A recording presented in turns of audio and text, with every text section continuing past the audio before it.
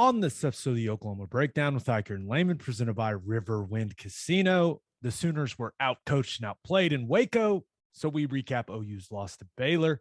In the National College Football Roundup, we recap the other big games in Week 11, including TCU-Oklahoma State and Michigan-Penn State. And we finish up by giving you our winners and losers of the weekend, which is where we talk about Texas losing to Kansas. Please download and subscribe to the podcast, rate it 5 stars, and write us a good review. Follow the show on Twitter, Instagram, Facebook, and YouTube. Just search Oklahoma Breakdown on any of those, and you'll find us. All right. Our man Michael Hosty will kick this thing off. It's time for the Oklahoma Breakdown. It's a beautiful Monday, November 15th, and you're listening to the Oklahoma Breakdown with Ikard and Lehman, presented by Riverwind Casino.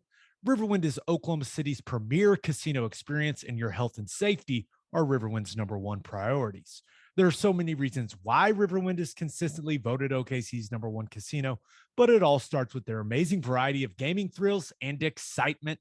Riverwind's beautiful award-winning environment plays host to more than 2,800 of the latest electronic games with a huge selection of table games, including blackjack, blackjack match, roulette, and Ted's favorite, craps. No matter what your game, Riverwind has it in spades and hearts. And Fridays in November from 6 p.m. to midnight, you can win your share of $115,000 in cash bonus play and prizes in Riverwind's $115,000 Let's Get Digital promotion. Preliminary drawings are every 30 minutes, and grand prize drawings will happen at 11:59. If you need help finding your way, just visit riverwind.com. Riverwind Casino, still the one. Now, recording this Sunday afternoon, several hours early because, well, I want to go watch Blake Griffin play the Thunder tonight. That's just full disclosure. So we're recording it right after the early slate of NFL games. Please leave us a 5-star review and a nice comment. Ted, this is not going to be a podcast where we come on here and say, we told you so. But New Baylor was a really, really good team. And I felt that we tried to get that across in the preview podcast. We got a lot of feedback that we were giving Baylor too much credit. We were hyping them up too much. And the reality of it is maybe we didn't hype them up enough, because that was an ass kicking in Waco on Saturday. It was, other than a late touchdown, garbage time touchdown, borderline. I mean, we still had somewhat a path to getting back in the game. But yeah,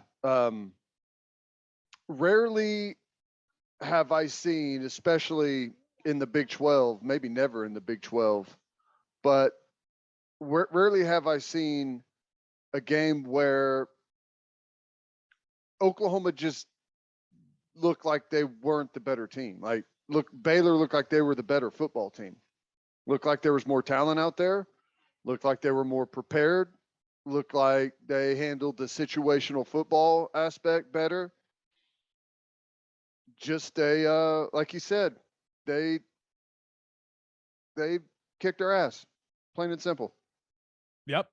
And we're gonna break it down both sides of the ball like we always do. But I think it is important to remember that football at its core is a rather simple game, right? And if you line two teams up, normally, now sometimes, weird things happen in a game, but normally the more physical football team wins the game, right? It's how this game has always been. It's how this game will continue to be until they're no longer playing this game.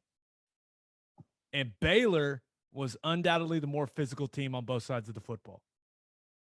There's just, when you watch the film, it's easy to see. I don't think it was probably hard to see for the fans to see either. It was clear that Baylor was the more physical team. They hit harder. They blocked longer. They made more plays. And they had more of a sense of urgency, right? You turn on the tape and one team looks like they're playing like their life depends on it. And the other one looks very, I don't know, just sleepy. I don't know the word for it. It was just weird, man. Yeah. I think uh, I think OU's won so many games, and this is not making an excuse at all, but I think it may be a reality. They've won so many games that a lot of times you just show up and expect it to happen, right? You expect it to happen instead of coming out on edge, knowing that there's a chance that if you don't play your absolute best, that you're going to lose this game and maybe lose it bad. It just looked like we didn't have that edge for whatever reason, and maybe that's the only thing I can think of why how you could go into a game like that and not have an edge. It's, ultimately it's inexcusable, but it did happen. Yep. Okay, let's start with the offense, right? Because I think out of the two units, it was clear that the offense was the big issue, and defense actually, I thought, held up their end of the bargain. But we'll get to that. So I wanted to start here, and to anyone that has listened to this podcast from when we started it, you have probably been able to sense my frustration with Oklahoma's run game. And first of all, it is really hard to go on the road and to beat good teams when you cannot run the football. It's hard. And Baylor's a good team. That's what happened. They couldn't run it. So we'll get into how the offensive line played and all that. But my main frustration point from this game, because I thought it was magnified in this game, and this frustration has been building for me for nearly 2 seasons now, they need to take a serious look at their run schemes. They need to reevaluate what they are doing when it comes to the schematics of running the football. What they do is too complicated. They have made it harder than it needs to be. They've made it entirely too complicated. These elaborate, cute concepts, they work against shitty teams. But when they play defenses worth a damn at the line of scrimmage, we see what happens. They can't run the football against teams that are good at the line of scrimmage. They just can't. And there's entirely too much position blocking, shield blocking, whatever you want to call it. There's not enough velocity off the line of scrimmage. Everything is too measured. Everything is too difficult. They can't run the football. And they play with no force in the running game. It's very horizontal. Very little of it is downhill and forceful. And it was magnified because I watched Baylor do it. You were able to see what a forceful run game looks like. And it wasn't perfect. And I thought the defense did a really good job, right? For 3 quarters, Abram Smith, he got half of his rushing yards on that one play, right? The 175-yarder. But it wore on Oklahoma's defense because they are playing with force. They're playing with velocity. OU's run game doesn't do that. They don't do that. And it's as if lining up and running base concepts that every other team in the country runs is just not cool enough for this program right now. It's not creative enough. There's a reason every team in the country runs stretch. It's because it's one of the hardest plays to defend in all of football. Yeah. I do not understand, right? Instead of, running outside zone, running stretch, running traditional power, running some traditional counter with all the 12 personnel stuff they're doing, you think that they would get to the bread and butter plays in those personnel groupings that have existed for forever, for a reason. But instead, they've got Jeremiah Hall going out, blocking at the point of attack for 3 seconds, while Tyrese Robinson runs around the entire offensive line and goes out and is pulling on the edge. Like, what is that? What is that? And that was the only reason they had success on one of those plays is because Baylor completely misfit it. Yeah. So it's frustrating to watch. Like, I watched Georgia. I watched Baylor in that game. I watched Oklahoma State run stretch and just destroy TCU with it. And then Oklahoma's running all this elaborate gap scheme stuff with all of these moving parts. It's entirely too complicated. It's unnecessary. You have better players than everyone. Yeah. Why is it this complicated, Ted? I don't get it, man. I don't know. You bring up a lot of good points, and I'll just add another one. And, and it hasn't hurt them a whole lot up to this point, but I think it could.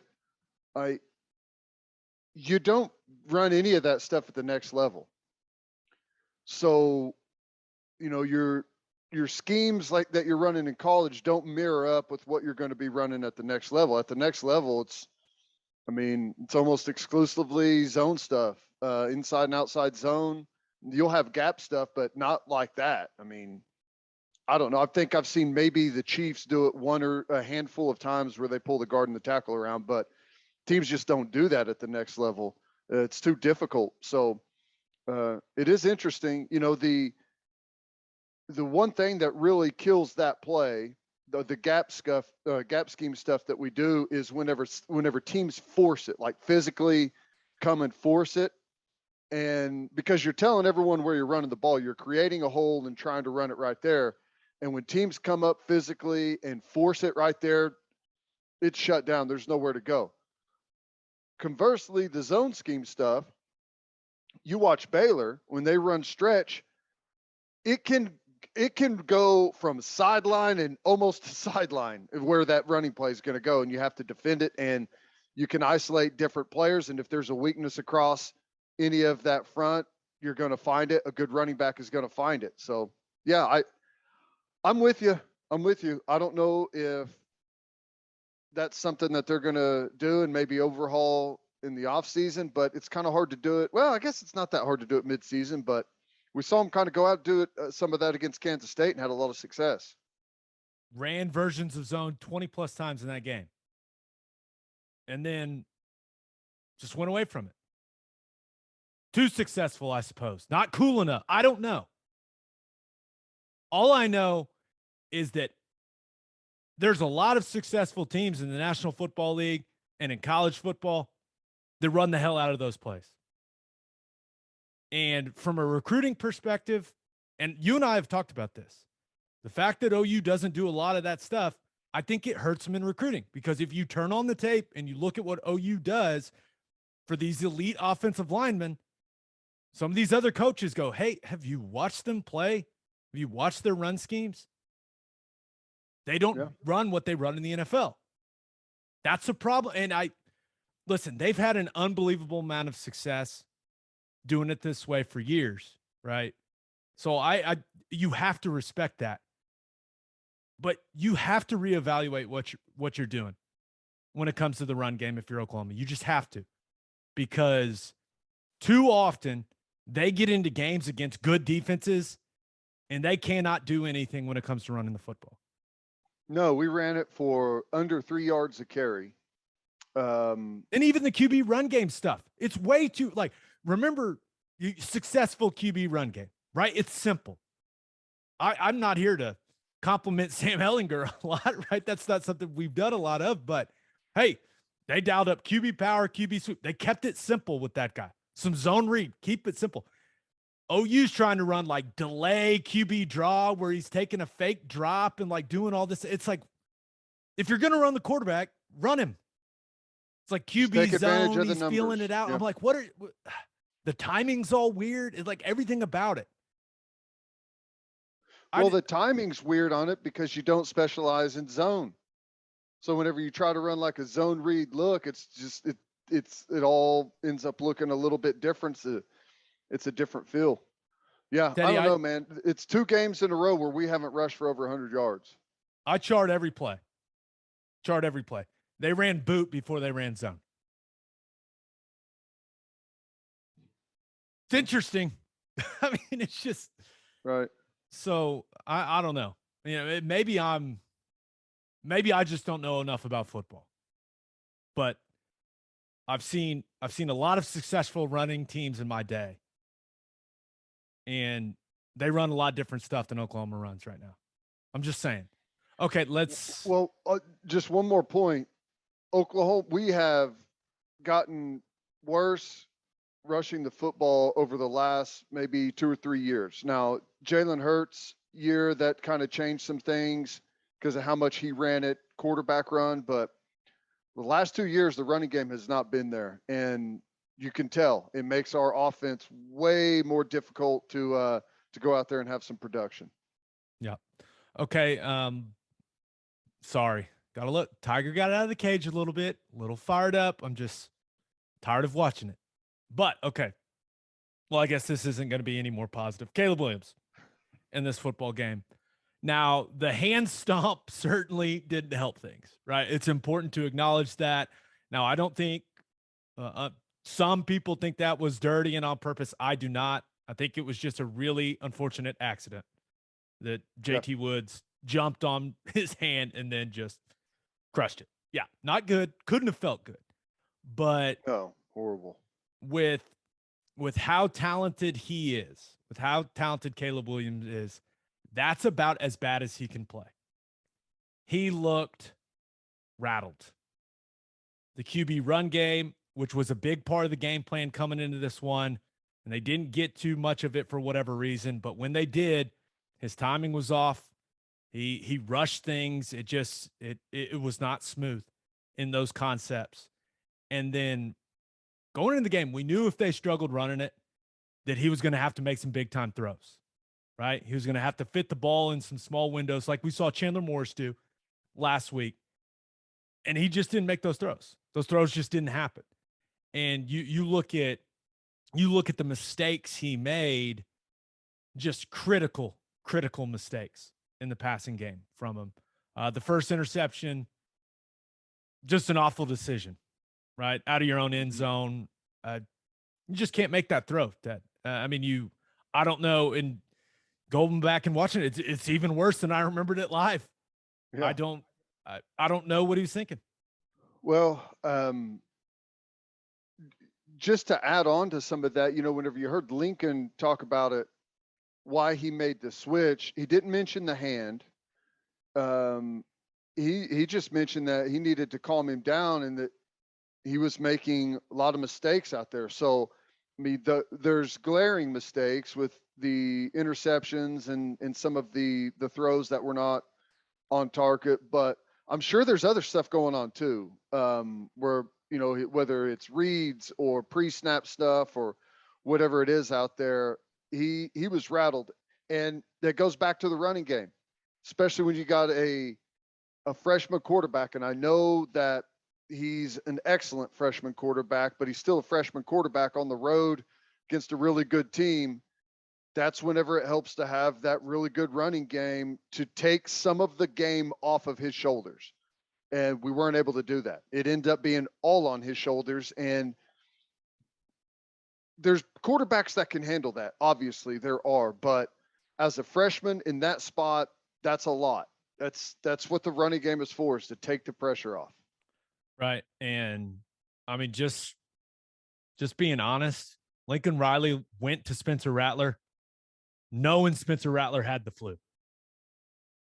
So I think that says a lot about how Caleb Williams played in that game. Mm-hmm. And his second interception, which we were trying to figure out what happened on the broadcast, right? Yep. Ted, and going back and looking at the tape, I figured it out. And it really is a microcosm of why Caleb Williams wasn't starting earlier in the year, in my opinion. Because you look at that play, Kennedy Brooks is into the boundary as a wide receiver. Caleb Williams forgot to bring him in motion and put him back in the backfield. He forgot. So then he carries out a play action fake to the running back he forgot to motion into the backfield. And at that point, he realizes he is messed up, right, and panics. Right? Oh no, what have I done? He then tries to throw the ball out of bounds, doesn't throw it far enough, and guess who intercepts it, Ted? The guy that is covering the running back that's not supposed to be there. Yeah. So when you talk about, okay, how bad of a play was it? It's about as bad as it can be, man. Well, yeah, and to add onto it, Petrie blast Hazelwood and dings him all up too. Or was it? No, it was Mims he hit, right? Yeah. Mims. Yeah. So yeah, that's and I was surprised after he made that type of mistake. I think that's when Lincoln was like, all right, it may be time. Yep. Now, it wasn't right away, but then Rattler comes in, was ineffective, was under pressure a little bit. But, I mean, in my opinion, the game was over at that point. Yeah. Right? That was almost like, all right, here's our last-ditch effort. And it just I mean, looking at the skill guys,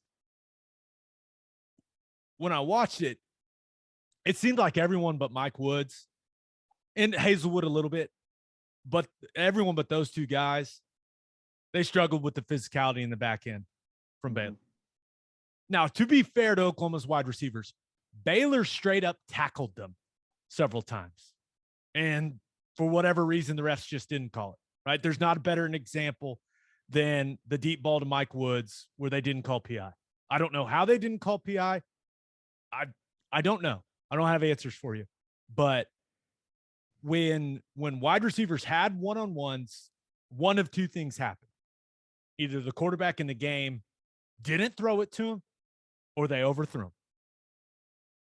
And you have to make those plays when you're on the road against a good football team, against a good defense.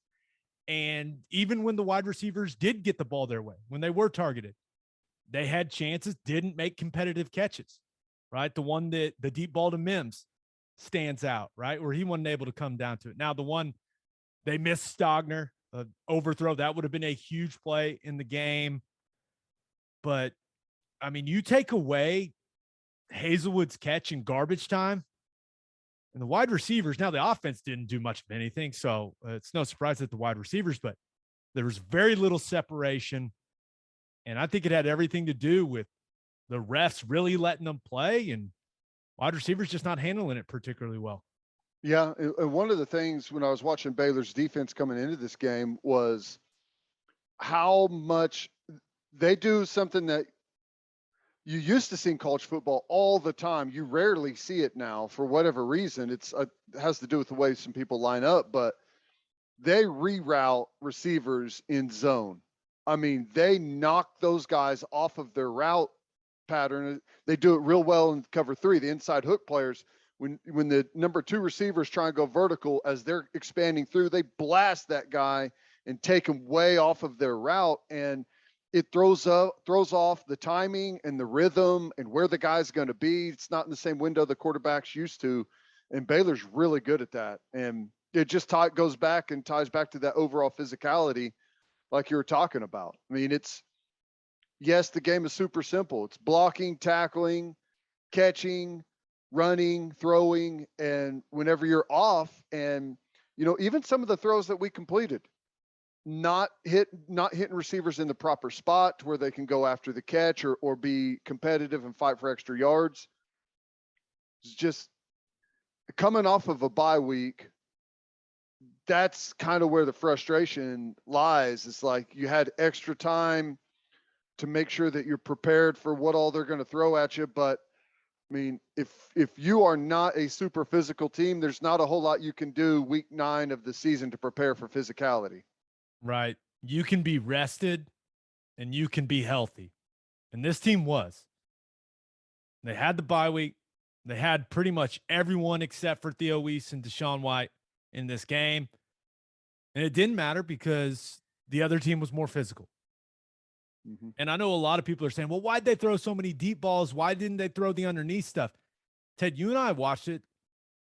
Baylor is excellent in their underneath zone coverage. Mm-hmm. I mean, Petrie, Bernard, those guys do a great job of communicating, passing things off, restricting throwing windows. Anyone that's out there being like, man, they should have worked the underneath stuff. It wasn't there. I mean, it just, a lot of times it just wasn't there. Yep. And they, going back to, the underneath stuff, whenever teams reroute really well in zone coverage, that's a quarterback's not comfortable throwing it because the guys are in different spots than what he's used to. So it's harder to get there, and your vision is all off. And it doesn't help also that what did we end up with 5 sacks, I think, given up. Yeah. And, that's a whenever you can't run the ball, you're giving up sacks and having negative plays, you become really predictable. And that's not where you want to be against a defense as good as Baylor. Yeah. It is most certainly not. And okay, that's a good segue into the offensive line because for the most part, man, I thought the pass protection was pretty good. I really did. Now there were some guys taking turns, getting beat. Running backs had some issues and blitz pickup. We knew that was going to be something that was going to show up in this game. But as a whole, pass protection was, I didn't think that was the big issue in this game. Especially early. It seemed like Yeah. it started to fall apart as the game wore on. I don't know if we got wore out, or it just kind of had that feeling that Baylor was gaining more and more confidence as the game wore on. Yeah, I don't think there's any doubt about that. But okay, just going guy by guy. Andrew Rame, all things considered, I didn't think he was awful. Right, he certainly had some plays where he stood out where you're just like, man, that did not go well for him. But I thought he used his hands better, and I've just come to this conclusion with Rame that his biggest issues won't be solved into the offseason. He's got a good motor, he's got some nasty to him, but he's just got to get stronger, man. He needs to live in the weight room in the off season. And that's his biggest issue, that and technique. But I think the technique stuff is an easy fix, but the strength, Ted, that's important in the interior of the offensive line, and it takes time. It doesn't happen overnight. So kids got to have a great offseason. Now, that's not going to make anyone feel better about these next couple games. I understand that. It's just the truth. I mean, it's just the truth.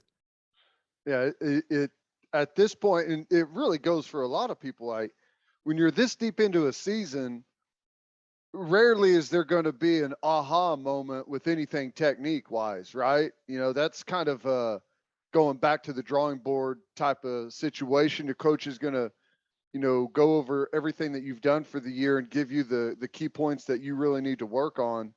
So yeah, it kind of is what it is. And, that was a tough assignment. We talked about that quite a bit, with the 350-pounder over the top of him for most of the football game. Yeah, had some plays where it didn't go well, but also he honestly against Ika, he held up better than I thought he was going to at times. So, kind of some good and some bad. There's no doubt he's got to get better, and he will get better. He's still a young player, but Marquise Hayes, man, I don't know. It was, all the complaints I've had about him showed up in this game. And basically it comes down to this. His refusal to play with good technique was exposed in this football game. And in a game where they needed him to bring the physicality and to create some movement in the interior of that offensive line, he just didn't, because he plays with awful technique. Bad feet, bad hands, bad eyes, bad helmet placement, everything. It's all bad. Bad pad level. It's all bad. Position blocking. It all showed up in this one for him. How is that? Is that just from being able to get away with it for too long, and then whenever you go against better teams, it gets exposed? Because this seems like a new thing this year, right? It's definitely way worse than it's ever been for him. Like and he had played some pretty good games up to this point, but that was against teams that didn't have particularly good defensive lines. You get some quality defensive linemen from Baylor in this one, and it all fell apart for him. I mean, feet, hands, I don't know. Yeah. And I'm sure Bill Bedenbaugh's watching the same thing going, hey, I don't teach any of that. Any of it. So I don't know. Okay, Chris Murray, the other guard, been one of the most consistent guys for them. I didn't think he played particularly well compared to his other performances this season. He did do some good things, but he was beaten pass protection and play action several times, had the hold, which was a big penalty in that game. It was too leaky from Chris. It was just too leaky. And then even though the right side is definitely the strength of this offensive line, Tyrese Robinson, I guess he played the best of all the offensive linemen. When I went through and graded it, I had him with the best grade, but he gave up his inside several times in pass protection and play action stuff. One thing, and it was only one play. Hey, do you remember the play where you were like, what happened? Where the rusher just came free, right? Yeah, he like kicked hard inside, right, to protect inside. So that's a technique issue. Like, and I can't imagine Bill teaches it that way, but maybe he does. So they thought, so basically it's empty protection, and Eric Gray is going to be one-on-one with a linebacker out of the backfield on just like an angle route, and then probably catches it and is one-on-one with the safety. If he makes a miss, it's going to be a huge play in that game. But so Doyle kind of looks like he's coming, right? So if you're on that right side, the back is free releasing to the right. So you're thinking, hey, I've got to squeeze. And then whoever is the edge player for the defense, if he's coming on the pressure, he's got to peel with the back, right? That's how it typically works. But when you're squeezing an empty protection, you get depth off the ball, right? Because if you get depth, if you're squeezing, you're working inside, all of a sudden he bails out, then you can work back out and you can get a hand on the edge rusher. The problem is they squeeze right away. Doyle, the linebacker, doesn't come. He takes one step and then takes Eric Gray man to man, and the defensive end is left unblocked. Yeah. It just do you squeeze it if a back is like an automatic release? So that's treated as empty protection, right? So you know the back is free releasing, like in the protection call. So you're thinking, okay, if you're on that side of it, you've got the two inside guys. You got the most dangerous two guys. So if you've got a defensive tackle and a defensive end to the side, and you've got a backer in between them, if that backer looks like he's coming, you're thinking, hey, I'm going to have to squeeze. But you want to get depth off the ball so that if the backer looks like he's coming but doesn't come, that you can recover out and not get the quarterback killed, right? Mm-hmm. And that's not what they did. They just squeezed right away. Doyle didn't even come. Defensive end is free. They kill the quarterback. I used to try and get in the B gap tight as a linebacker to try and force a squeeze call to get the defensive end in a one-on-one with the running back instead of the tackle, is what I would always try and do. I'd try and get in there and see that tackle start tapping his butt and know that we got the call, and then I'll just loop and add to the rush on the other side. Well, but you're smarter than most linebackers, so congrats.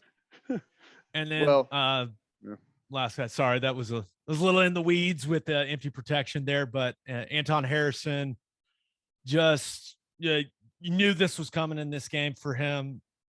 We've talked about the necessity for him to have a big offseason in the weight room, and the lack of power and explosiveness and strength was magnified in this game. I mean, Baylor's got some strong dudes along the defensive line. 55, 6'7", too, with like arms that are 10 feet long. Yeah, and you look at this game, Anton Harrison, he did some okay things, but in pass protection, got put in the QB's lap consistently. I mean, just far too often. Didn't displace anyone in the run game. And right now, as I watch him, like, he's very average. And I'm not entirely sure what his ceiling is, but he's the type of guy, he's got to decide how good he wants to be. Because right now, with what I'm watching, like, he's I don't know, middle of the road tackle in the Big 12 conference. That's where he's at. Yeah. Well, I know that, like, just whenever you look at it as a whole, really a lot of these same things that we're talking about have been, and a lot of times it seems like it's real nitpicky on stuff whenever you don't need to be. But, it's things we've been talking about that you can't continue to do if you want to try and, hit all the goals that you've set there as a team. Like, some of this stuff is just, you're getting away with it and you're winning against teams that you can get away with it and win. And you didn't look all that impressive doing so, but you're able to win. If those details aren't honed in on, it's going to eventually, it's going to bite you. There's too many good football teams out there that you can't do it and go win a championship. You just cannot do that. You've got to be on the screws on all the little details and all the techniques. You have to be. Yep. All right, let's talk some OU defense against Baylor. But first, the only place to stop when you're road tripping is Love's Travel Stops. Love's has over 560 locations in 41 states, offering 24-hour access to clean and safe places. And congrats to @SoonersOnly on Twitter on winning this week's $25 game day gift card from Love's. Whatever your road trip needs are, Love's has it. Fuel, fresh fruit, all the drinks and snacks, and of course, my favorite, Java Amore. That coffee is fantastic. Love's also has you covered if you forget your phone charger or headphones. They've expanded their mobile to-go zone so you can grab any of that stuff there. Make sure you download the Love's Connect app for exclusive offers from today's most popular brands. The Love's Connect app also includes a route planner and store locator. When you see the red neon heart on the highway, stop in and say hi at Love's Travel Stops. For a full list of what Love's has to offer, visit loves.com and make sure you bank at First Fidelity Bank. First Fidelity Bank is a full-service financial institution based in Oklahoma, tailored solutions for all your personal and business needs, checking accounts, saving accounts, home loans, and much more. They do it all. Whether it's online banking from your computer or mobile banking from your phone, everything is stress-free with FFB. Making mobile deposits, paying bills online, and moving money to different accounts could not be easier. First Fidelity Bank also provides free ATMs worldwide, making banking convenient wherever you are. They also give back to the community. FFB donates a total of more than $500,000 to local charities and educational foundations. Make your life easier and go bank at First Fidelity Bank. Visit ffb.com for more information. Okay. Seems like the defense played okay. What'd you think? I thought it was okay at times. I thought it was really good at times. Okay at others, and there's bad mixed in there. A couple of just start with the bad. A couple of the running concepts that we've continued to have trouble with this year bit us again. Now Deshaun White was not there. He had to miss the football game, so we had more play from Ugwebu and Stutzman. And what those guys just are not as good at right now as Deshaun White is reading your keys, knowing where to line up, knowing who is your key, and following those, and understanding blocking concepts and what running plays they're building off of those. There's a lot of plays that had, that either turned into explosives or that were 8, 9, 10, 12-yard running plays, are guys really late on their keys, bad footwork on following the blocking schemes and where they fit. And, and once you're late, we talked about this with Abram Smith, football it's a game of inches. And I know that's so cliche, but the difference of taking a 6-inch false step and then recovering to get where you need to be is you end up having to go lateral to get there. And when you're lateral, you don't have any power, and you got a back that's going 100 miles an hour straight downhill. And it turns into a collision where he ends up dragging you for 3 or 4 yards. And over do you know how many times Baylor ran the ball, Gabe? 50 something. Right there, right. 47 rushes. 47 rushes. So if you're running the ball 47 times and you're getting drugged for 1 or 2 or 3 yards on every one of those, which it's not every one of them, but you get the point. You're talking about a whole bunch of lost yardage in there. And it all stems from being able to read your keys and follow blocking schemes and be in the right spot. And that's not just all, it wasn't just all linebackers, and I'm not zeroing those guys out. It's a bunch of guys with technique and being just a little bit out of position. Quarterback run game stuff bit us. And after the first couple of times, this goes back to having some younger backers out there or guys that aren't as experienced and savvy as Deshaun White is. It took entirely way too long in the football game to start to understand what they're throwing at you and what it looks like and how to adjust to it. And that cost us. Bohannon had some super critical runs that were sparks to their offense. In the passing game, I thought the pressure on Bohannon was okay. They make it incredibly difficult to get to him. Ball comes out quick, or they max pro. Very little just drop back stuff with 5-man protection where you have a real chance to work our games and our pass rush and what we're best at. And we didn't stop the run well to put him in a lot of those predictable spots. But I think Key Lawrence's inexperience at corner got exposed some. Not a bunch. I still think that he made some nice plays out there, but he had some mistakes there. Now, we did get Woody Washington back in, DJ Graham back in, and I think that's ultimately where we want to be corner-wise. But, if I've got 2 big complaints, maybe 3 of how we played, it was poor technique and eyes, knowing where we're supposed to be, right? Poor tackling. Like there's too many missed tackles out there or bad attempts at tackles where we're getting drug. And 3, not enough pressure on the quarterback. And that, in my opinion, is linked to the first 2. The first 2 problems make it to where it's incredibly difficult to get to the quarterback because of, just you're not putting them in predictable situations. They're still able to have access to their entire playbook, and therefore it makes it difficult to get pressure.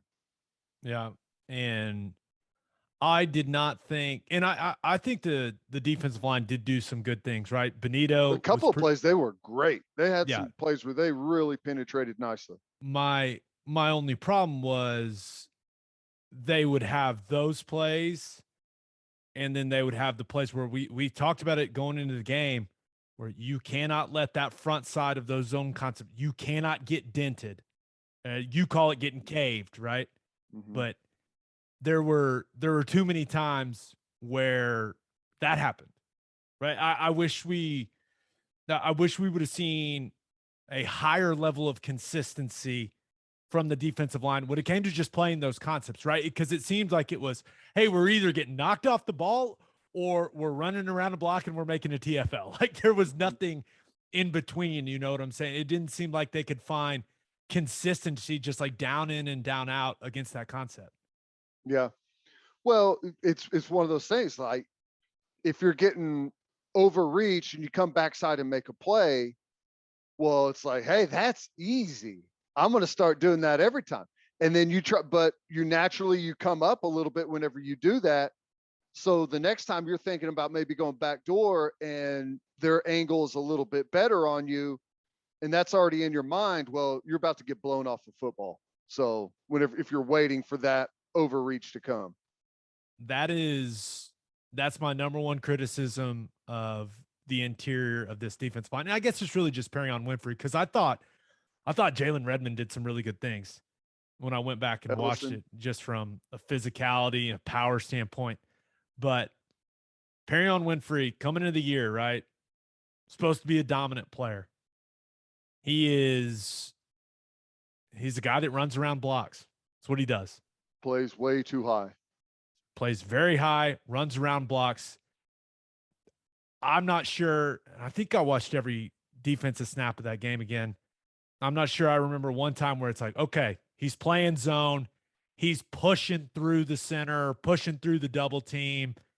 He's getting some penetration. It's forcing the ball to bubble. I'm not sure that happened once. And it's really, really hard to play against a good zone scheme team if you don't get any penetration, push, knockback from the interior defensive line. It's almost impossible. Yeah. Well, he's got a bad combination right now. He plays too high and tries to run around blocks too often. And he's small, and I at least it doesn't look like it to me. It doesn't look like he's all that strong for his position. Like the guys that are smaller like him that play interiorly are usually incredibly strong and play really, really low. Like Tommy Harris played at OU at probably like 285, 295 pounds. But he was so low and so strong that you couldn't block him. He'd just blow you off the ball. Being light and high is a horrible combination. And you go back, and this is a little bit of an inside conversation, but it goes all the way back to that Tulane clip, right? Yeah. And that one play right there, it's like it hasn't. I mean, that hasn't happened to a guy like that as bad. I mean, there's been times getting pancaked. For those of you wondering what we're talking about, Teddy and I, after that Tulane game, which did not go particularly well, if you remember, Perrion Winfrey was power cleaned into the ground by Tulane center, like picked up off of his feet and slammed into the ground by Tulane center, who is from my sources is like a 400-pound power clean guy, but still, it was jaw dropping. And if you want to go comb through that tape and find that play, you'll find it and you'll be like, oh wow. But yeah, it definitely happened a couple times. Yeah. So, but that's like that should be a wake up call, right? I got to start playing way lower. I got to be more explosive coming off the ball, start playing with some better technique. But, it's just the improvement has never came like we had hoped. Yeah. Okay. Let's get to the call your shot stuff. Well, let me say this real quick. There was a guy that I thought played outstanding for a big portion of that football game, number 24, Brian Asamoah. He was flying all over the place. There was a couple of series where it felt like back to back, really in the first half, where it felt like he made every single play. He was flying downhill, but as the defensive line devolved, maybe got tired, I don't know. You'll see this. The linebackers are best whenever their defensive line is playing really well. That's just the nature of it. While they're getting blocked by two guys, you're making a tackle for loss in the backfield. That's just how it goes. And as the defensive line maybe got tired, got pushed around, his production dropped off, but he was flying. He was popping pads. He played a really good game. Yeah, when Baylor's offense and OU's defense was on the field for the first 3 quarters of that game, he was the best player on the field. Mm-hmm. I mean, he was. He was great. He was awesome. But unfortunately, didn't get anything from the offense, wore down, and defense just didn't hold up. And I don't know if that's an excuse, Ted, but it's just that fourth quarter, Baylor went right down the field a couple times, put points on the board, and it seemed like all of the zone runs, and I talk about body blows a lot. Anyone that's heard me talk about offensive line play, where it's like, oh, well, why are you doing this? You're only gaining 2 yards. But it's like, listen, all of those runs that are 2-3 yards in the first and second quarter, they add up. They take a toll on the defensive line. They take a toll on linebackers. And you saw it in the fourth quarter. Baylor had worn them down with all of now they had to play a ton of plays, which certainly doesn't help a defense, withstand the level of play that OU was playing at, but they added up and they broke them. That's what happened. Well, and back to the zone stuff. Like one of the reasons the zone is so difficult, the outside zone, is like defensive lineman wants everything straight, right? He wants to be able to line up on his gap, like in his position, fire off the ball, have his hands in the right place and good placement, and fight that offensive lineman in a small area. That's what a D lineman wants. Whenever it's all going sideways and you're fighting like hell to stay in your gap and they're chipping on you, there's two guys doubling and sifting up. I mean, that's 650 pounds on you that you're trying to run sideways and stay in your gap. It requires a ton of energy and a ton of effort. And those plays wear on you, man. They really do. The time of possession was almost 11 minutes in the favor of Baylor. That's a long time to be on the football field. Correct. And it had everything to do with the offense not producing. This game's on the offense in my mind. I thought the defense played well enough to win the football game. So let's see what some of the listeners think. Ask for your number one takeaway from OU's loss to Baylor. This one comes from GD Sanders on Twitter. It said lack of physicality, power on both offensive and defensive lines was their number one takeaway. Feel like we touched on that quite a bit. Well, Baylor was the stronger team at the line of scrimmage. I don't think there's any doubt about that. Yep, there's no doubt. And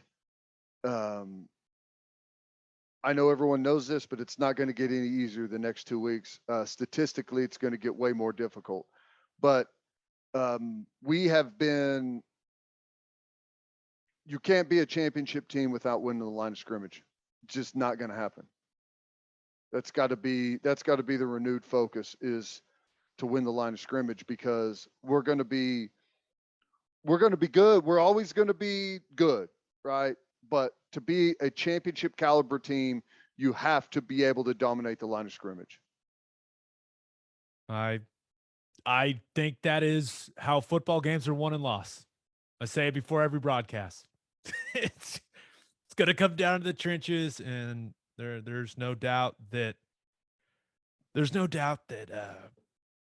Baylor had an advantage, which is, it's really hard to process for me how that can be the case. Hey, doing the radio show the week leading up to it, I asked my co-host a question. It's like, what position, like, where are we better than Baylor? Like, what position group do we have like a big edge with in other than quarterback?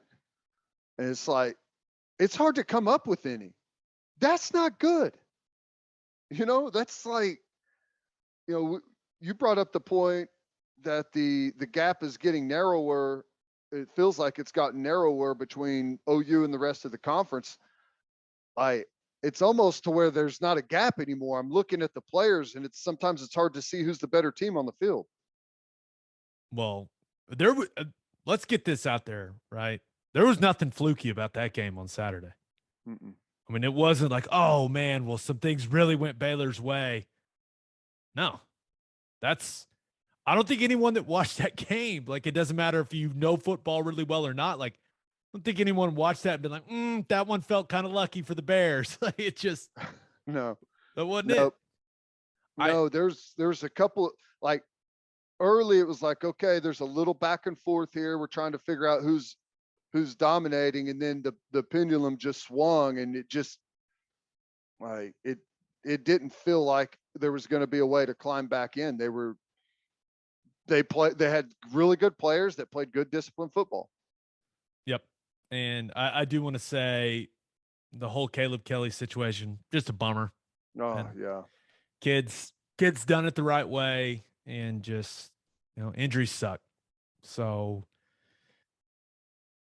be proud of what he did in his career, but just was just injury riddled and just unfortunate, man. Sometimes it's that way. Yep. Yeah, I hate it, man. He's a good kid. You're exactly right. He's always done it the right way. He's never been a problem guy. He's always been someone that all the coaches and everyone points to as a a good role model for the rest of the team. I hate it. I've always said, man, once you get cut on, once you have a surgery, man, it just throws your body dynamics out and it feels like it always snowballs. Some guys, obviously it doesn't, but it's tough, man. Well, one thing we didn't mention, Burkich missed 2 field goals, which I don't think is going to happen very often. And certainly, would they have been a boost in the game? Yeah, but I think that fourth quarter goes the same way, whether they make field goals or not. Yep. So, yep, I agree. There's a reason we didn't spend a lot of time on that. All right, birthday shout outs.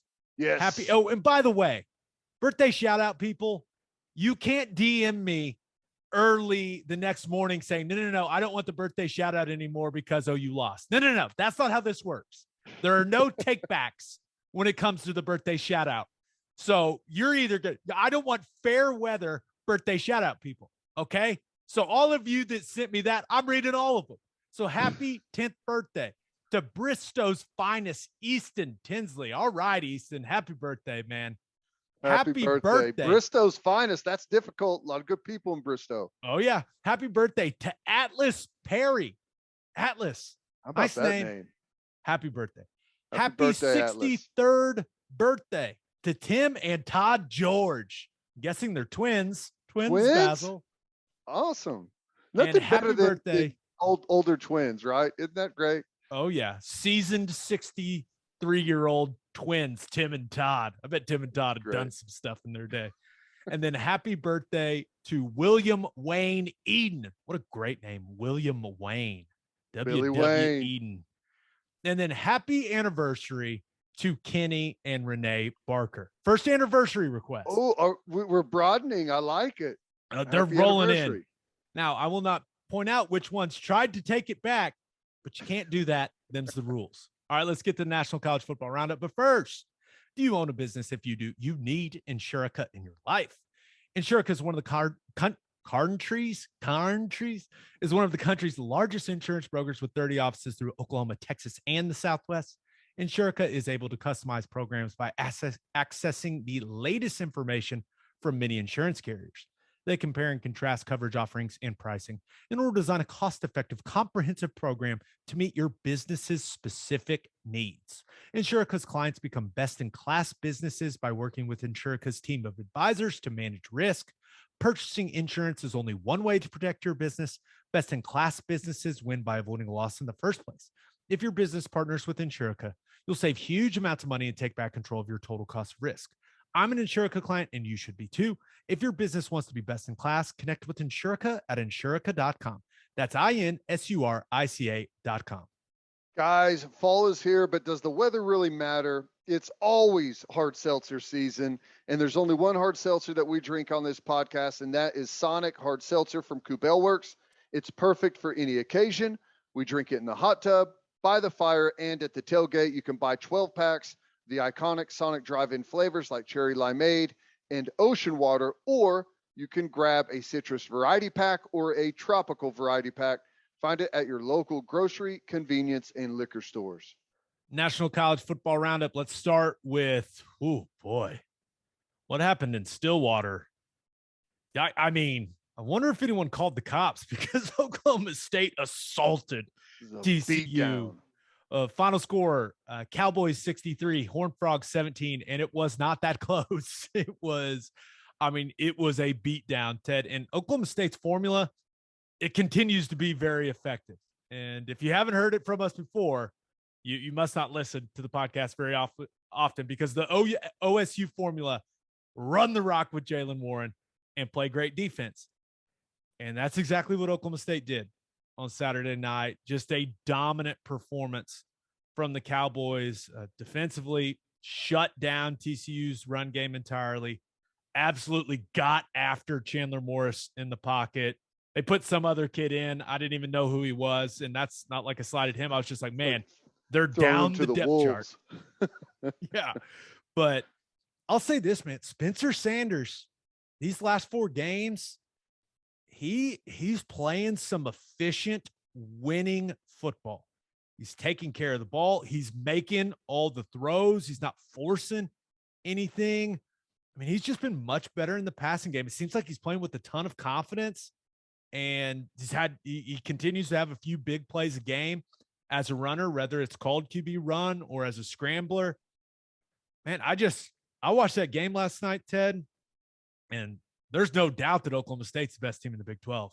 I mean, there's no doubt. They look great. No doubt. No doubt. And frankly, they're starting to make it look like it's not close. And, you know, what you say about Spencer Sanders there, I think is perfect. He's playing his most efficient football. But what they're able to do by playing good defense and sticking with the run game is they take the pressure off of the quarterback. They take the pressure off of the quarterback. You don't have to go win the game for us. You don't have to go out there, scramble around like a chicken with your head cut off, wait for an open guy, and wing it down the field for some huge play. You don't have to do that. Hand it off, throw the easy throw, the check down, use your athleticism from time to time. It's super simple. You don't have to go out and win the football game for us. Our defense is going to do that. We just have to be efficient, not turn it over, not put them in a bad spot. And it's like he finally figured out his role on the football team, right? And once he figured that out, he's played a whole heck of a lot better. Yeah. And I'll say this, and they got a lot of confidence right now. I mean, you just watch them, especially defensively, right? They believe they're good. They are good, but they believe they're good. And it shows up like when you're playing with confidence like that. I always talk about how important confidence is on the football field. It's a confident group. Those black jerseys look good. Also, great job on the blackout. It was cool. All the Barry Sanders stuff was awesome.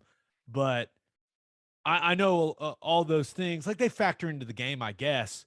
But it was just, there was one team that physically dominated the other on that field in Stillwater, and they were wearing black. And it was impressive. And shout out to Dominic Richardson, the pride of Bishop McGuinness, finally getting some more carries. Now, I know the game was in hand, but racked up some yards, scored a couple touchdowns. That away, Dom, I see you. What'd you think of the statue? I don't love it. I don't either. Why didn't they get like him doing one of his shifty cool? Like, I get you put him in the Heisman pose. I understand that, but Barry Sanders did some things where it like defied the laws of physics with like his ankles and knees. I want one of those stances. They should have him like laid way over doing one of his cut. I agree. And it's kind of weird with the helmet. Dude, we are in the same wavelength with this statue. Do you show ever the man's see face. Yeah. You usually don't see a statue like that with the helmet on, right? Yeah, you can't see his face. It could be anyone. Show us your face. I want to see your face. Yeah, it could be anyone in the statue. All right.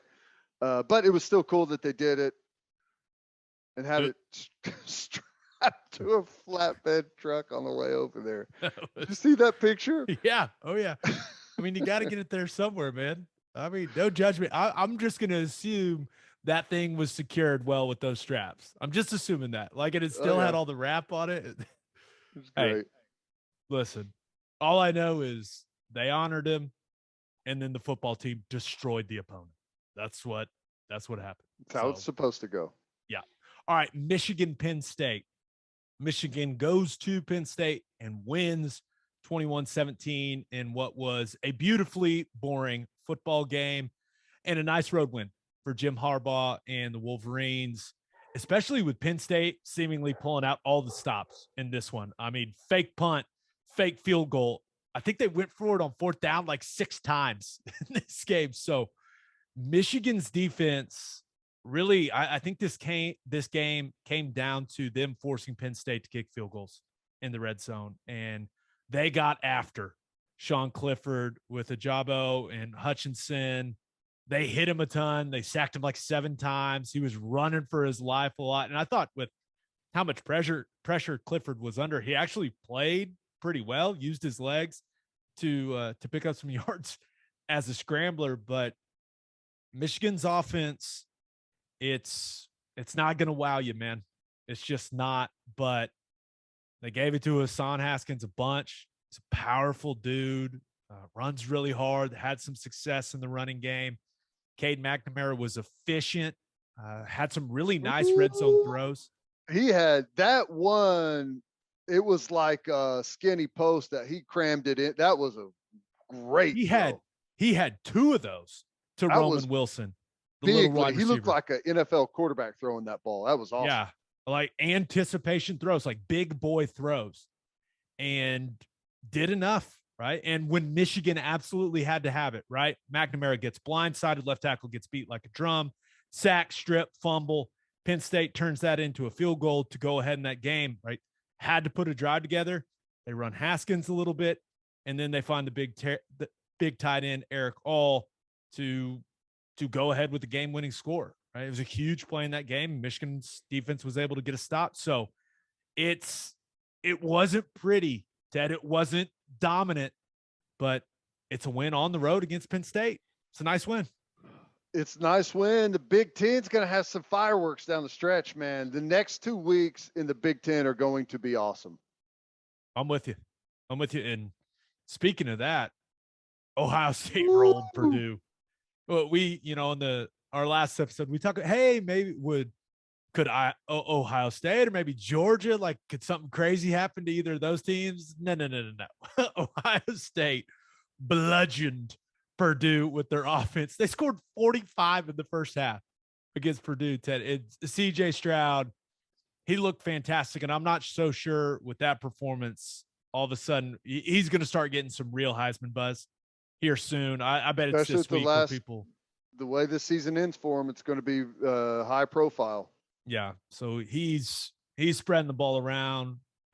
Travion Henderson still, guy's talented at the running back position, and I know Purdue scored some points, and a lot of Ohio State fans I saw on Twitter, they're complaining about the defense. I'm like, guys, the defense is fine if the offense plays that way. You'll be fine. Like, no one's going to outscore him. So it'll be interesting what Ohio State's next couple of weeks, right? 2 big games.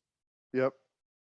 It's going to be big. And I hate to say this, but Purdue kind of brought this on themselves by playing so well early in the season and knocking off some top teams. Like, Ohio State wasn't going to be sleeping on Purdue coming into this week. Yeah. They've made that mistake before. Yeah. Ohio State gets Michigan State in Columbus on Saturday, and then they finish up in Ann Arbor against Michigan. Hey, Tennessee almost scored 20 points on Georgia. It was close, right? Especially the way that game started. I was like, oh, I'm going to look like a genius. They're going to score 20. Got to 17, lost 41-17. So it wasn't a particularly close football game. But, man, Georgia just looks better than everyone else. And do you remember the Georgia law firm, right, with the running backs? Oh, yeah. We may have to adjust the name, right? It may have to get adjusted to Cook, White, McIntosh, and Stetson, because Stetson Bennett has become a weapon with his legs for them. And he is what he is in the passing game. He's kind of a game manager. Now, he will force the ball down the field, and guy's not afraid to take some risks, but that is a new element to the Georgia offense. Stetson Bennett's running ability. Did not see this coming. I think we may be venturing into the Bennett and Associates type of law firm. Wow. Man, you're going to and Associates, Cook, White, and McIntosh? Right? That's brutal. Maybe it's McIntosh and Associates. There's just so many of them. However you want to do it. Well, at some point you get to such a list, don't you have to go Associates? Well, Cook, White, McIntosh, and Stetson Stetson. But Cook, White, McIntosh, and Bennett actually sounds like a real law firm. Like that. You're like, oh yeah, I would totally let those guys represent me. They sound good. But that defense, man. Whew. Tennessee black 17. jerseys, pretty cool, but not a fan. No, they look fine. I think black always looks good. Yeah, it looks fine. Black is, you can't mess up black. But their orange unis are so cool. They look so good. Like I always say, if you are a big time program and you're a traditional program and someone turns the TV over, they shouldn't have to look to see who's playing. Right. Like they should know and recognize who you are instantly. And that could have been anyone. Yeah. No, it's a good point. But yeah, Georgia's defense is still awesome. I'm shocked. Hey, give hype credit. Scored more than anyone else scored on them all year by quite a margin. Damn right. Way to go, Volunteers. Impressive stuff. All right, let's finish up with our winners and losers of the weekend. But first, concussions are a part of football. They don't have to be a part of your pool party. Nip the slip with Soft Rocks rubber safety surfacing and spend more time enjoying your outdoor parties and less time worrying about a slip and fall on your pool deck. Soft Rock of OKC specializes in custom slip-resistant decorative rubber surfacing for your pool, decks, patios, walkways, and gym floors. Local business owners Heidi and Cody Clark at Soft Rock of OKC are ready to help you prevent that next slip. Visit softrock.com/OKC.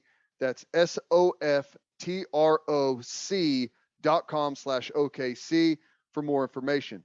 The Clarks also own the Driveway Company. The Driveway Company has tailored solutions to eliminate all of your driveway problems. They can repair cracks, clean and seal your rotting grass-filled joints to prevent water damage, ultimately saving you thousands of dollars in future repairs. Visit thedrivewaycompany.com/OKC for all of your driveway repair needs. Learn more about Soft Rock and the Driveway Company by visiting their Facebook and Instagram pages or by calling 405-294-9834. make sure you send your kids to Bishop McGinnis Catholic High School. Bishop McGinnis Catholic High School has a long tradition of educational excellence with a 12-to-1 student-to-teacher ratio. No student is overlooked. Bishop McGinnis's college prep curriculum offers 22 AP courses. There are numerous clubs and organizations for students to join. And as a proud member of the OSSAA, there are 14 sports offered. If you want to provide the best possible educational and spiritual development for your children, contact Bishop McGinnis Catholic High School or visit bmchs.org. Financial aid is available. As always, Ted, kick us off. Who do you have as your winner of the weekend? Man,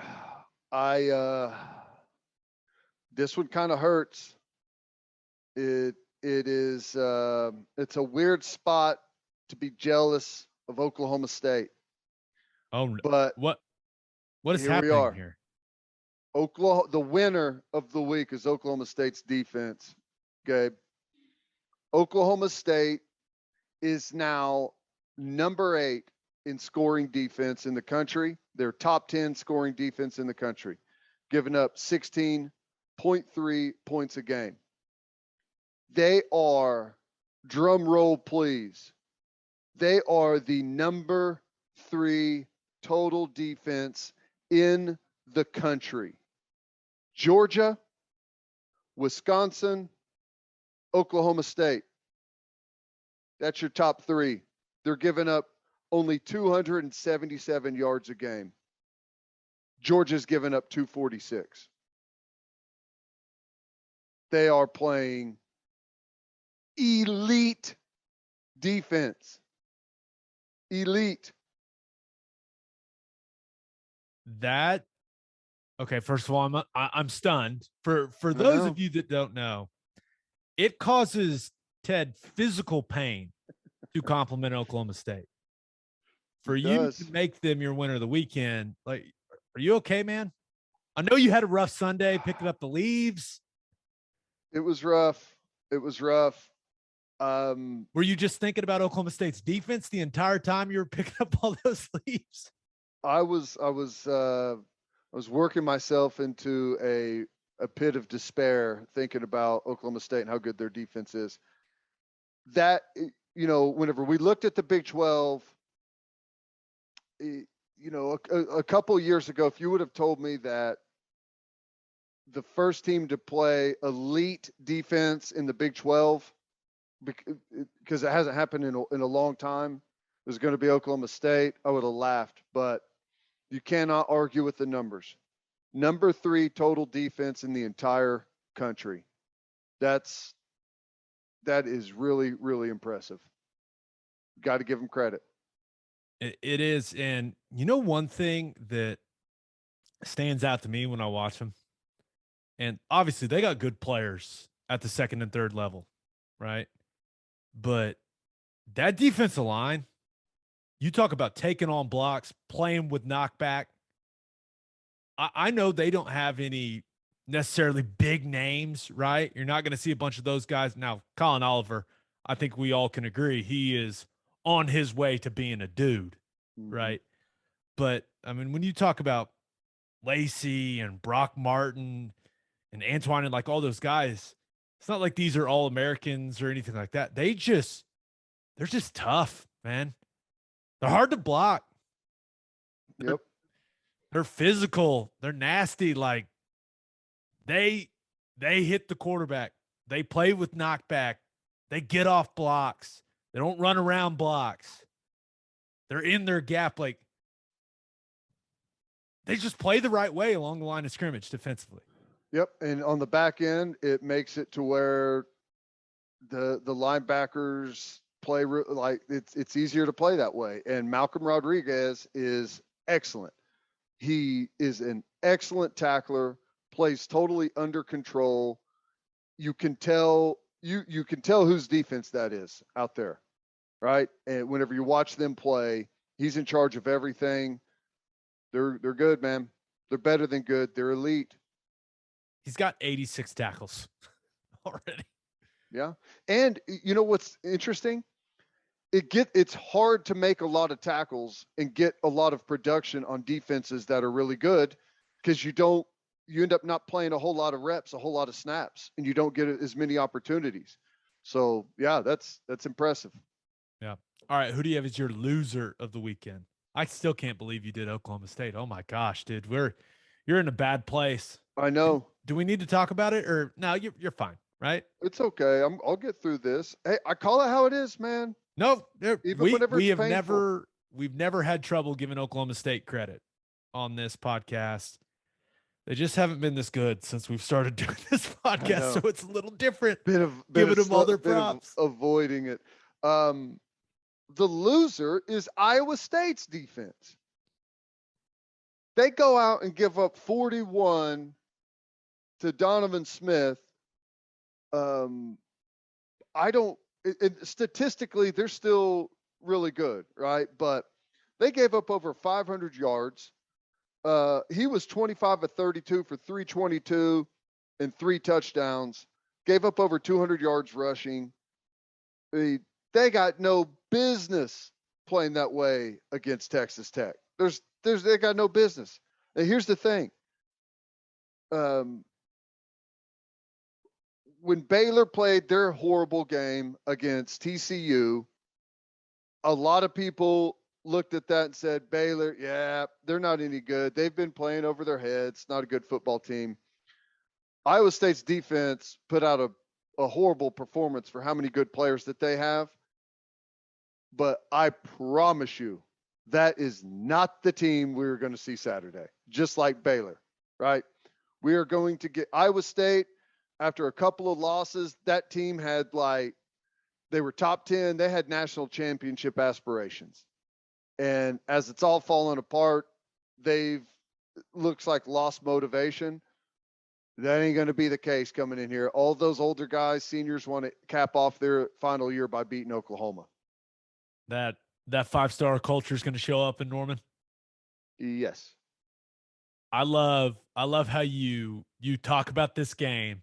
And even though you've made a big step today, right? Complimenting Oklahoma State, you still refuse to compliment kickers. Did you see that kick? 62 yards to win it for the Garibay kid from Tech? I didn't see that. That's how the game ended. Texas Tech, game was tied.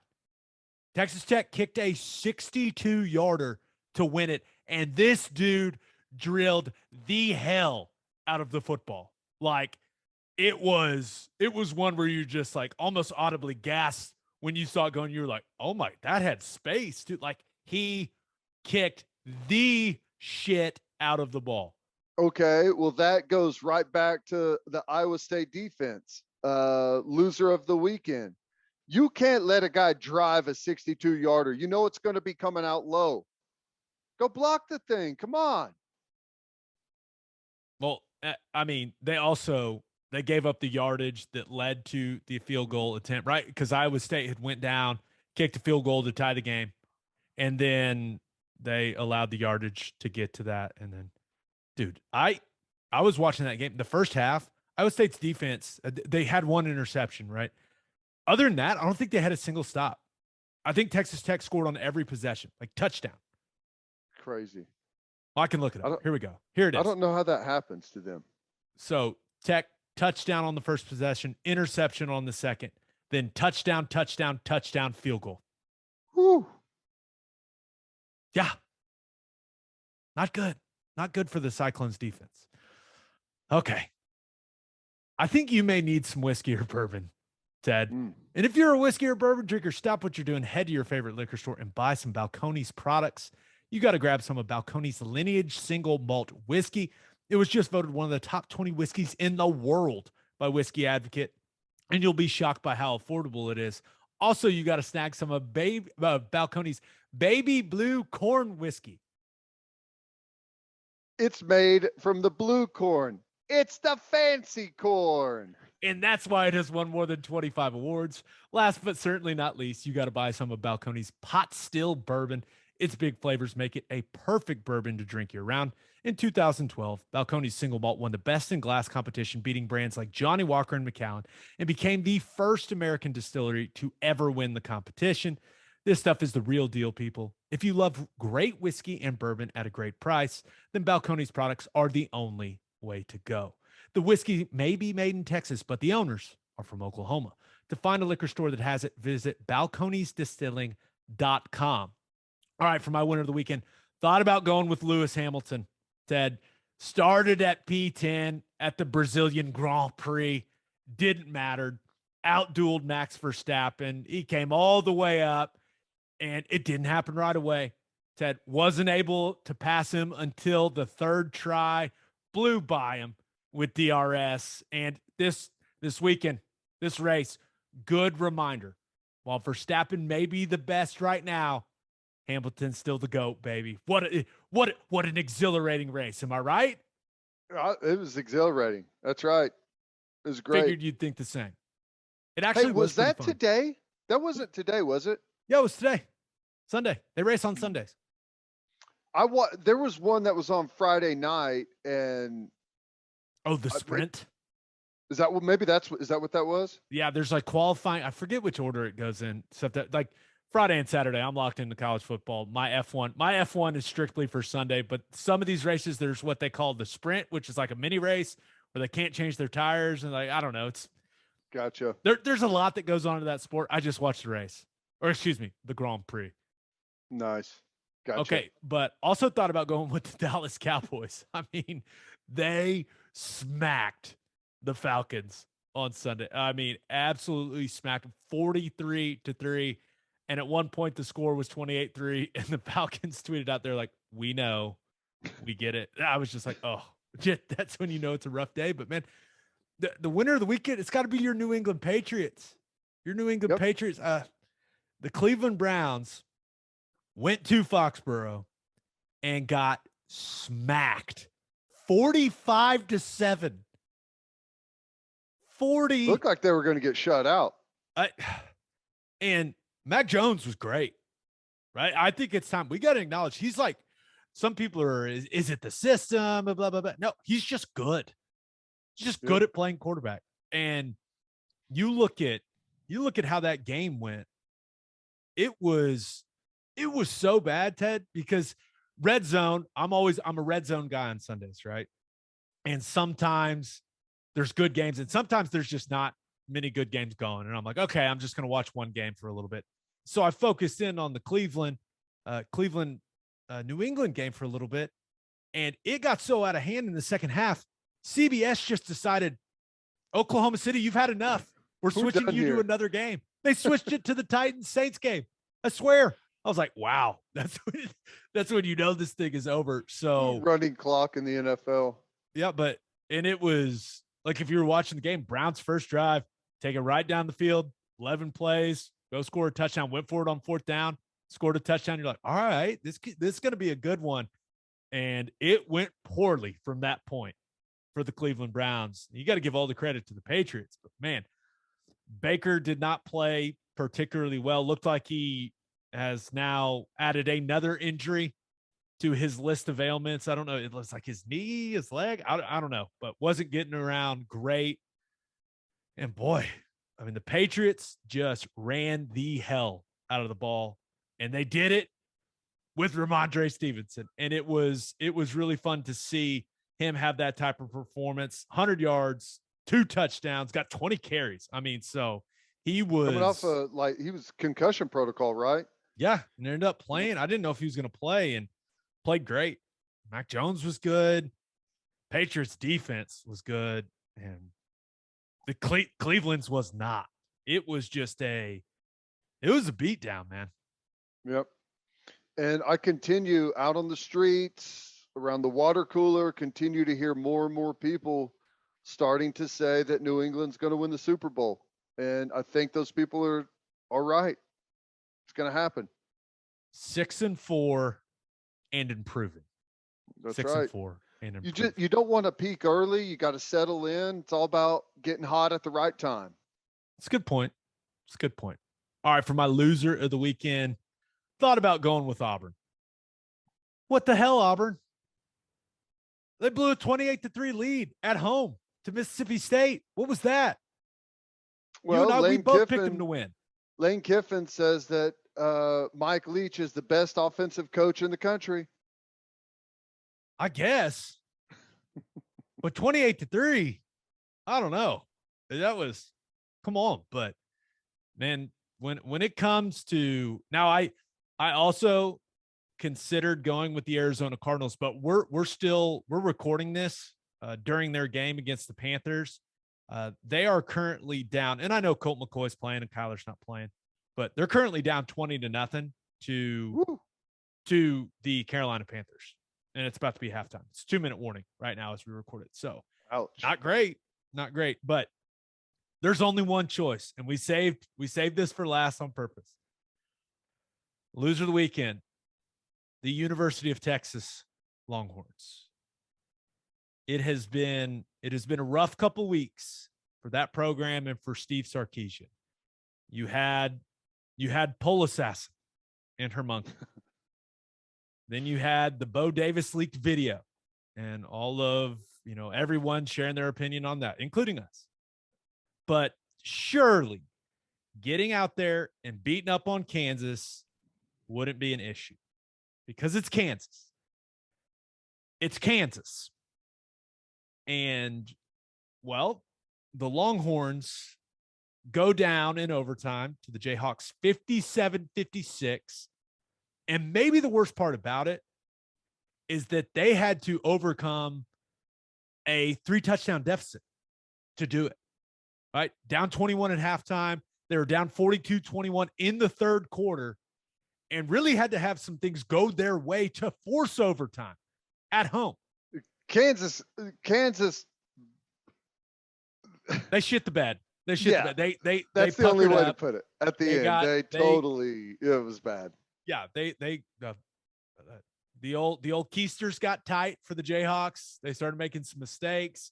They were like, "Oh my gosh, we're actually going to win," and they got real tight. But to their credit, first of all, before we roast Texas, you got to give credit to Lance Leipold and that Kansas team. And Jalen Daniels, he clearly makes a difference for them. He's great. He was great. And his interview, the last play. Yeah. I know that they want to redshirt him. Whoever the color analyst was on that game he was a real douche. I don't know what his deal was. I don't know. Everyone was talking about it too. Like, what is this guy's deal? Like, it was odd, but the cool part about the game, like the game winner, right? They end up going for 2 after they scored a touchdown. By the way, Devin Neal was great for Kansas in that game at running back, but they end up going for 2 to win it. Leipold said, "Hey, let's end it one way or another right here." And how about the walk-on fullback Jared Casey catching the game-winning 2-point conversion. This guy hadn't played a single offensive snap until last night. And Ted, please tell me you That's saw his first offensive snap? That Wow. game was the first time he had played offensive snaps for Kansas all year long. That was crazy. I thought whenever he chest bumped that guy, I thought he tore his ACL. Yeah, same. Awful celebration. And whichever teammate of that of his that was, they got to feel bad, right? Making him look that silly after winning the game. But did you see the video of his parents? No. They're like, someone's filming it from his cell phone. I don't know if it's his brother, but his parents, they've got like the raw footage as it happens. The dad's like, I think that was Jared. I think he just starts, he's like, attaboy, attaboy. He's like, you the man. It is. Awesome. You got to go find it. It is awesome. It's just, it's great. It's what football is all about, right? But that all being said, happy for Kansas. But this is rock bottom for Texas football. It's one thing to lose to Kansas and Lawrence. It's a complete other thing to lose to Kansas at home at night. And they've lost 5 games in a row for the first time since like the 50s. And they just lost to Kansas at home. They're 4-6 on the season. They've got locker room problems, right? I don't think anyone that watched that game last night watched it and went, you know what? I think Steve Sarkisian's got a lot of buy-in from his players. In fact, he was asked if he thought the players had tuned him out after the game. He was like, you got to ask them that. So, I mean, that's as bad as it gets. KU had lost 56 straight Big 12 road games, Ted. 56. Their last road win in conference play was October 4th of 2008. George Bush was the president. I saw someone tweet that out. Obama hadn't even been elected yet. I mean, it's been bad at times for Texas, but this is the same team that was up 28-7 on Oklahoma in the first half. It's the same team. That they are not this bad. So that tells you that there's some heavy push and pull going on right now with that locker room and that coaching staff. I mean, you talked about the way they were warming up before the OU Texas game, like it was a full on bloodbath down there. And it's like that split the team, and I don't know, maybe this staff can recover. I mean, you heard them say, if you want to transfer. I don't know. They had the fan base after that video came out. I wonder what the fan base is, what they're saying about the staff now, or if they're blaming players. It's bad times. It is. I wonder. I would love to know, and maybe there's a way you can look this up. I'm just not technologically savvy enough, but I wonder how many people Googled Steve Sarkisian buyout last night. Oh, yeah. I know one did, and it was this guy. Oh, I thought you were going to say Steve Sarkisian. It may have been Steve, but I think it's like 20 million. That's what, like 20.5 million is what my Google search showed. They can't fire him after the first season. That would be so dumb. I think that this like situation had to happen at Texas. If you're going to change the culture, you got to change it. And there has to be some type of moment for that to happen. And I think over the last week or so, we've seen enough things unfold to where I still think he's a good coach, and that's a good staff. I'm also, and by the way, I'm one of the best couch doctors you've ever seen. All these people are telling me, oh, Bijan broke his wrist, he broke his arm, blah, blah. I was like, nope, hyperextended elbow. It's an elbow injury.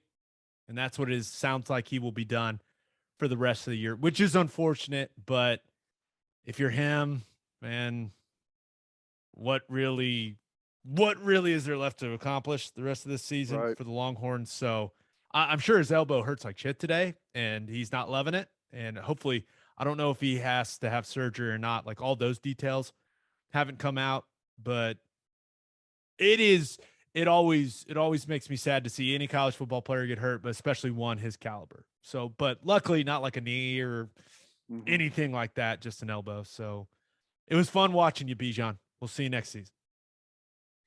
Yeah, he's stud. And or will we? He'll be back. He'll be back somewhere at Texas. We'll see. Wouldn't mind seeing him in Norman. Just saying. Just saying. All right, you got anything else? Nope. That's it, man. All good. Enjoy the family pictures. It's going to be so fun. Do you have multiple outfits? No. Is it a one outfit thing? For me, it is. Yeah. Hopefully this takes 10 minutes. Okay. Well, let me know how that goes. Okay. Let me know if that timeline stays in place. Okay. All right. I'm gonna go watch the Thunder. At this point, I don't care if they win or lose. I want them to win every game. If you want the Thunder to lose, you're the problem. Let's go. Thunder surprising everyone. SGA, Giddy, Dort. Love it. And on that note, episode 164 in the books. We'll have a new podcast that'll drop Thursday morning. We will preview OU Iowa State. You can hear Teddy from 2 to 6 on 94.7 The Ref, and you can hear me from 3 to 5 on SiriusXM Big 12 Radio, channel 375. Hope you all have a great week. Until next time, we appreciate y'all for listening, and do what you always do, Oklahoma. Take care of each other.